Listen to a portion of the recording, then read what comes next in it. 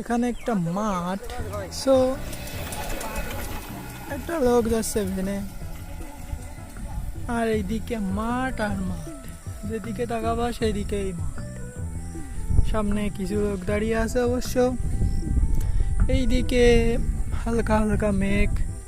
এই জায়গায় একটা বট গাছ আছে, বট গাছের পাশে আবার একটা কল আছে।